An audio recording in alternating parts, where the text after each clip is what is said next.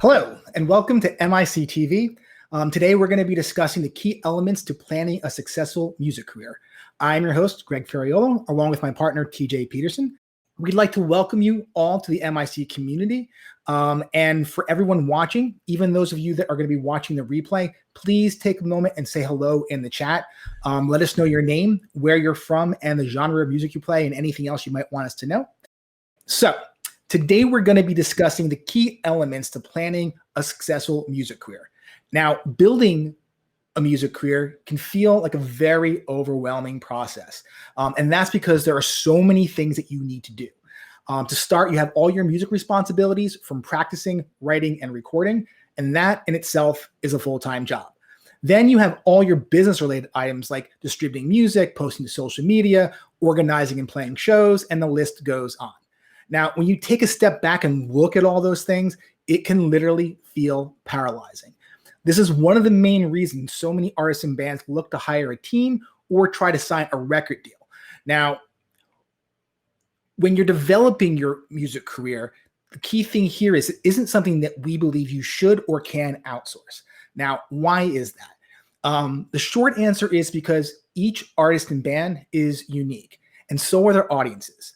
Now, when someone launches a music career, most people are familiar with some of the standard things you need to do, like release music, play shows, promote on social media, and so on. But doing all of those things won't matter unless you can figure out your unique recipe for success and how to connect with on an emotional level with your audience. Now, at some point in time during these shows, we're going to discuss exactly how to figure that out. But for now, the main thing we want you to understand is when you launch your music career, what works for other artists might not necessarily work for you. As a result, you need to take the time to learn about who your audience is. You need to know what their beliefs are, their interests, and then your job is to adapt your messaging and your brand and all the things that you sell so that they're in line with what your audience wants and needs. And again, that's really not something someone can or should do for you. As a business owner, it's really something that you need to take the time and develop and learn for yourself. And this is going to be true for every unique business. So when entrepreneurs launch their startups, they focus on learning about their customers and they adapt their services and their products to meet those needs. And this strategy is exactly the same strategy that TJ and I have used over the years to develop MIC. When we first launched, we had no idea whether or not people would be interested in a music coaching business. We knew that musicians needed help with their business side of their careers, but we didn't know whether or not, again, if anybody actually wanted it. So what did we do? We asked our musician friends and the ones that were interested in the service. We sat down and we started working at developing the program with their help. And in fact, 100% of our program has been developed with the help of independent musicians, which is why it works so well and why it covers everything that they're looking for, because we asked and they helped us develop it. Now, so once you rule out outsourcing the creation of your career, you're still left with the problem of, oh my God, this is overwhelming. How do I fix this? How do I feel better about all the things that I need to do? Well, the answer to that question is simple. You need to create a business plan. Now, not just any business plan. You need a plan that is customized to fit you and your fans, because you and your fans are unique. Now, creating a business plan serves two purposes. First, it helps you understand all the things you need to have and all the things you need to do to build your music career. And second, it allows you to plan out a strategy for getting and doing all of those things. So once you get to the point where you decide that you want to make music your profession, you need to sit down and look at each aspect of your career and then create a plan for how you're going to go about developing it. Now, it's worth noting that when it comes time for you to put your business plan into action, you're not going to sit down and do everything all at the same time, which is a mistake that a lot of musicians make. You're going to start by developing one aspect of your career, and once you have it under control, you'll move on to something else. It's like when you become a musician, no one sits down on their first try and starts playing and singing. You need to take the time to learn your instrument to the point where it's automatic and you're not thinking about it. So then you can slowly start to sing and play at the same time. And again, the business side of your career is no different. You're not going to be able to sit down, do all your social media and all your promotions and all the things that you need to do that involves with your career all at the same time on your first try. You need to figure out how to do each step-by-step part of your career and develop it. So the question is, what makes up a musician's business plan, and what are the steps for actually creating it? To answer that question, we are going to walk you through a brief PowerPoint presentation. Should take about 15 minutes, and it's going to show you each aspect of a musician's business plan through something that TJ and I developed specifically for artists and bands. Now, as we go through the presentation, please write down any questions that you have and drop them in the chat, because immediately following the presentation, we are going to open up to a Q&A and answer all of your questions. But first, I'm going to take a sip of tea because my mouth is already dry from talking so much. Okay. Now, this presentation comes directly from our DIY Musician Success Blueprint program. And again, we'll take about 15 minutes. So if you're ready, here we go. All right. So as I just finished talking about, before you begin your music career, the first thing you need to do is to create a business plan. And we organize your business plan using a document we call your artist canvas. This is an artist canvas. Now, this is just a picture. The real life thing in our program is actually a whole digital thing that you can kind of fill out and do, but this is just for this example purposes.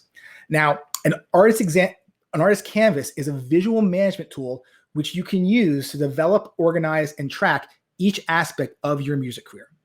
Simply put, it's a representation of your business plan, and it covers all the same functions and resources that a record label would provide you. Now, when you're looking at the canvas, you want to imagine each section is a piece to a puzzle. And your primary job is to discover which pieces will help you build a sustainable music career. Now, to accomplish this, you'll need to engage with your fans and learn about their likes and interests. Then you're going to adapt your niche and brand to align with what you've learned. And when you're filling out any section of the canvas, it's important to remember that building a music career is a discovery process and nothing is going to be set in stone. So as you evolve as an artist, your artist canvas will also naturally change over time. And that all goes back to what we were discussing before the presentation, which is it's all about learning and finding out your unique recipe for success.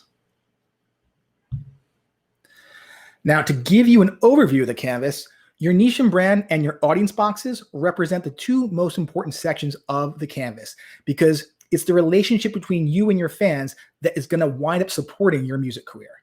Now, your niche and brand describes your brand, meaning how you're portrayed as an artist and the key elements that help you stand out, while your audience describes the types of people that will make up your fan base.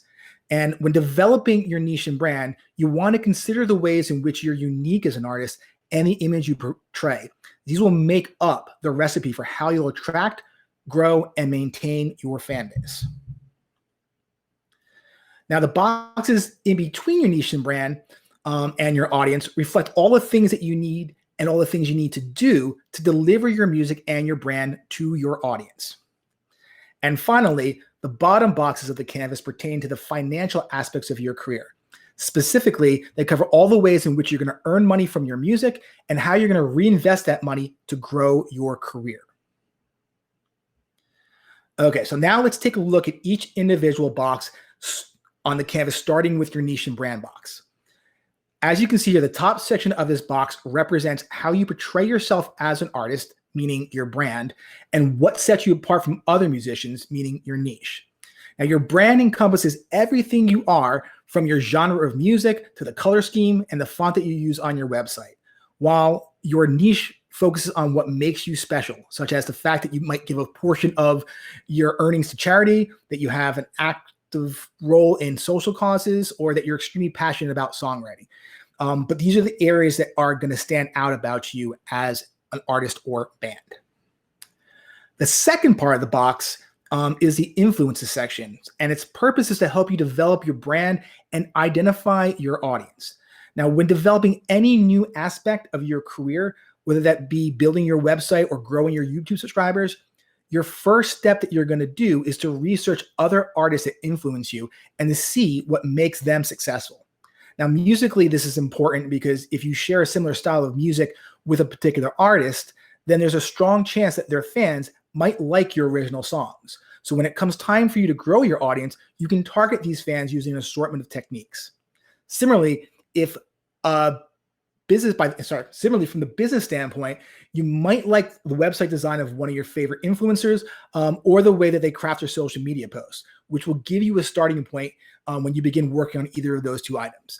The key thing here is when you're working at trying to create and develop your own career, you need to find a starting point, and the best thing to do is to look at other people, but then you need to make it your own.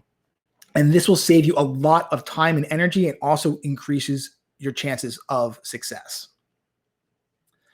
Now, the last section in this area is your elevator pitch.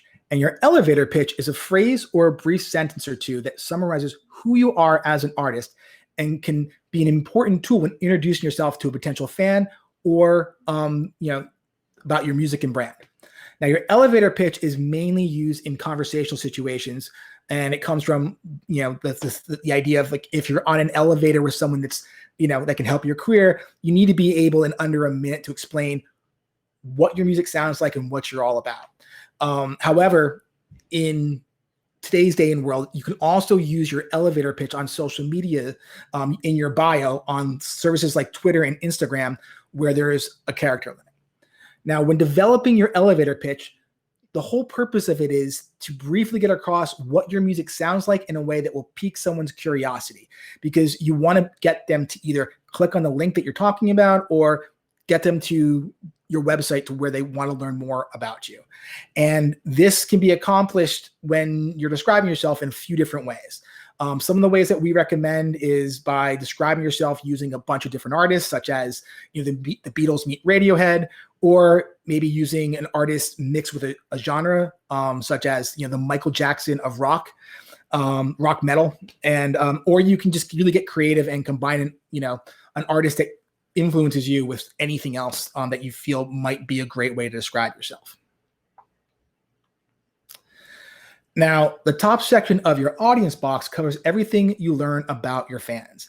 This will include anything you feel is relevant to you as an artist, such as the types of merchandise they purchase, what experiences they enjoy, and the social media services that they use.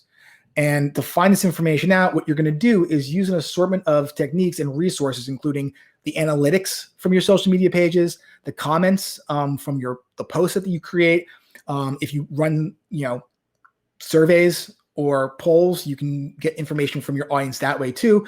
But as always, the best method for doing that is by directly speaking with your audience.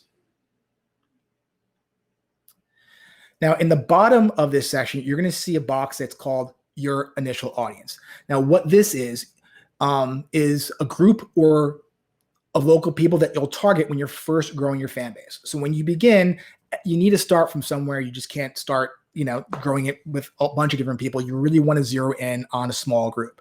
Now, for every artist and band, the first people that will make up their initial audience is going to be their friends and family. Now, why is that? Because they're the easiest people to reach out to, and they care the most about you. So chances are they're going to be part of your fan base. Now, the question is what do you do once you kind of get all your friends and family on board with your music career? After you get to that point in time, what you want to do is focus first and foremost on your local hometown scene. And you want to focus in an area that's as small as humanly possible. So if you live in the New York area, it's not even New York City. You want to focus on a venue. Now, again, we're in COVID, so going to a venue isn't going to help very much. But you want to focus on, maybe a streaming service right now in COVID, or if when things open back up, you would focus on a venue or two that really kind of fit your music and genre, so you can really target the people that you want to work with. Now, when it comes to building up your hometown audience, it's extremely important. And a lot of artists understand that. That's why you can see when Springsteen plays Jersey or Billy Joel plays The Garden, that's when they are playing 4 or 5 shows, because that's where their hometown audience is. The key thing here is when you're building up your hometown audience, you really want to take the time to get to know people, again, in your local scene and develop contacts everywhere, and you don't want to overlook anybody. And then finally, too, one more point before we move to the next slide, is when time comes for you to grow out beyond that, you're going to use your local hometown audience and collaborate with bands and artists from other areas by sharing shows. And that's how you can slowly expand and get to the point where you're playing different areas of the country. All right, so the next part of the canvas are what we call your channels and key services boxes. Now, these sections are paired together because they pertain to where and how you'll reach your audience. Now, channels are just general categories, which includes things like social media, live shows, your newsletter, your website, and digital streaming platforms. Now, if channels are the general categories, then key services are the specific platform you're going to reach your audience. Meaning, if a channel is social media, then the key service would be Facebook, Twitter, or Instagram. Or if the channel is live shows, then the key service would be the venue that you play or the streaming service that you use. In the next section here are your key resources, key activities, and key metrics section. And they pertain to the assets that you need and a task you'll perform to provide your music to your audience. Now, these items and tasks will directly relate to the key services you'll be using. So key resources include all of the assets you currently own and ones that you're eventually going to need to possess. This will range from the completed songs or albums in your catalog to the videos that you've made to your music gear. Now, to keep everything organized, we recommend beginning by starting with general categories when you're writing all this stuff down, is listing all your gear, all your songs, and all your music videos, just so you have an inventory of everything that you have. And then again, mainly everything that you're going to need to get to work with a specific service. And then to give you a quick example of that, so when you're writing things down, you want to maybe list all your recorded songs or all your cover songs. And this is really useful because if you're going to play a show with another band or you're bringing in other band members, letting them know exactly, these are all the songs I know how to play, or this is the list of all my original songs that I'm going to want you to learn. Organizing all that is really key and important. Now, for key activities, in this section, what you're going to do is you're going to write down all the tasks that you need to perform to deliver your music and communicate with your audience. Now, this can be anything from practicing music to writing songs to posting on social media. And finally, some key activities are going to have key metrics.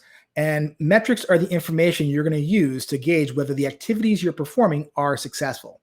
Now, this mainly comes into play when you're working towards achieving your career goals. And whenever you're working on developing an aspect of your career, you must have a set of specific goals so you can clearly tell whether or not you've accomplished those goals.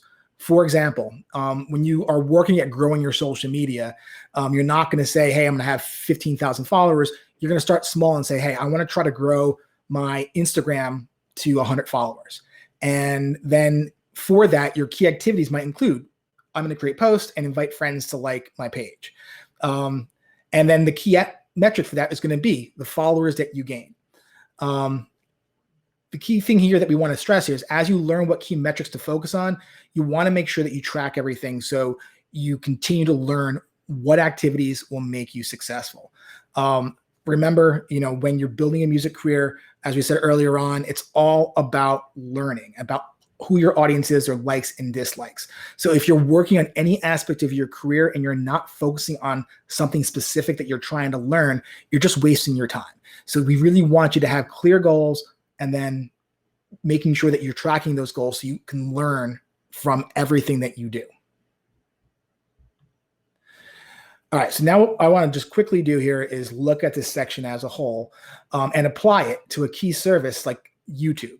So for you to use YouTube as a service, you're going to need key resources such as the equipment to create the videos and the videos themselves. Your key activities for this will be things like creating the video, posting them to your channel, and promoting them. And then the key metrics would be things like your subscribers or your views and your watch time.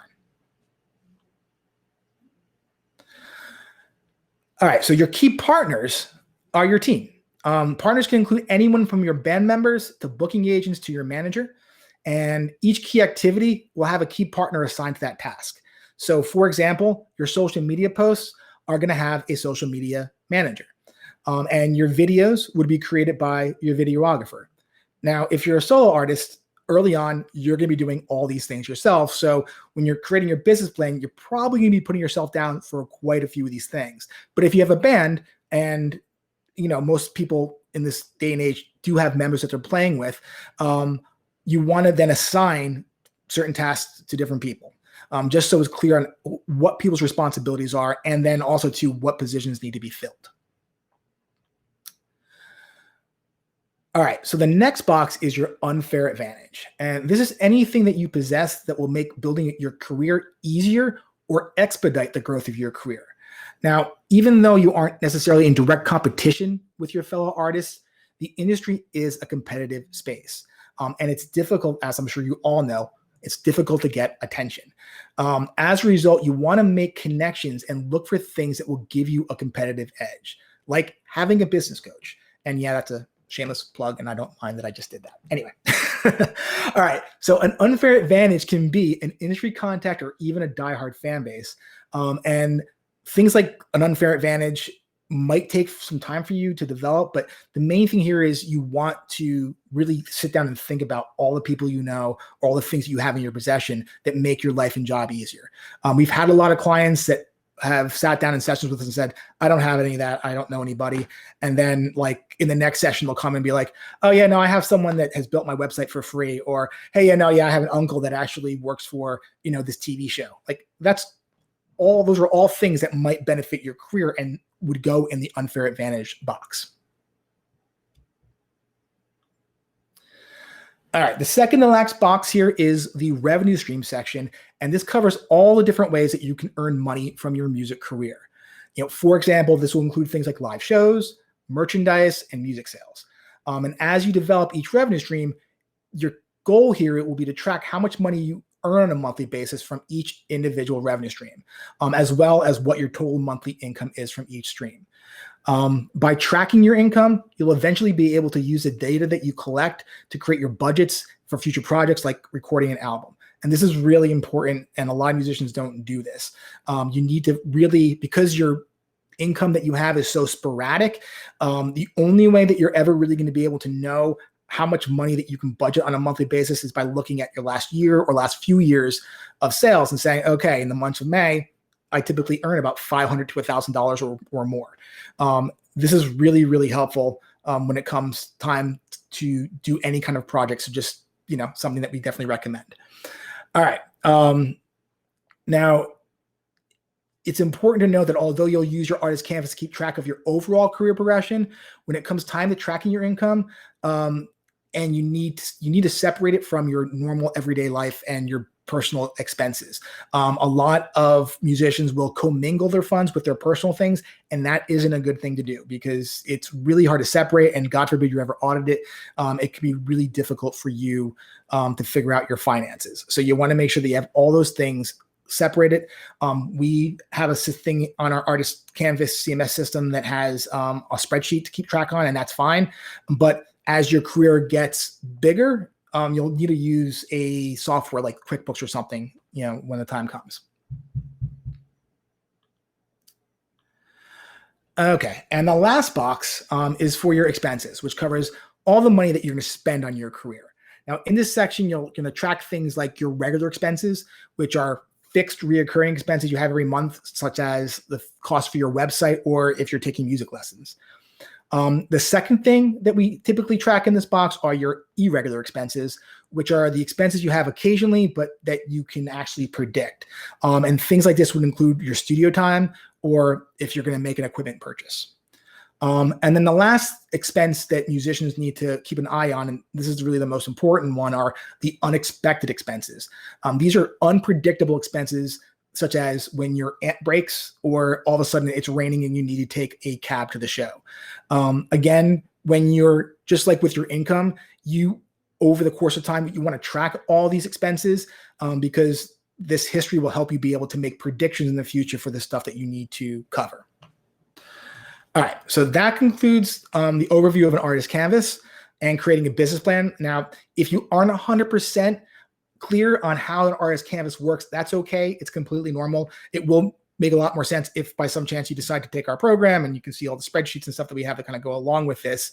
But the key thing here is, and what we find with most of our artists is when they sit down to actually create their business plan, going through this by step through each box and going through the questions that we ask, it allows you just to critically think about your career. And that's important because a lot of the stuff on here and a lot of the questions that we would ask you, you probably haven't thought about before. And it's really important that you take the time to think about it in advance, because you don't want to just dive into your music career and start doing things. You want to plan it out and really have an idea of what you're trying to accomplish so that you can, again, create a step-by-step plan for doing it instead of doing what most artists do. It's just like, hey, I have a song, I have an album. How do I release it? How do I promote it? And then just trying to kind of catch up from a business standpoint with what it is that you're trying to do. I just want to say that I can't stress enough the importance of having a business plan. It doesn't sound like a fun thing to do, but it does give you the opportunity, again, to critically think about your career and understand what it is that you're trying to create. It's been a real game changer for a lot of the artists that we've worked with, and it makes a big difference in their career, because when it comes time to launch and work on whatever it is they're trying to develop, they know exactly what it is they're going to be working on instead of trying to do 85 million things at once. All right, so that's going to be our show for today. Thank you for everyone that showed up and supported. We really appreciate it. And remember that, TJ and I are always here if you need help with anything. Thanks for watching. If you need help planning out your music career, schedule a call to speak with us today. Or you can enroll in our free program called Developing Your Business Plan. The link for both can be found in the description below. And please don't forget to subscribe. Your support really matters and helps us a lot, and we appreciate it. Have a great day.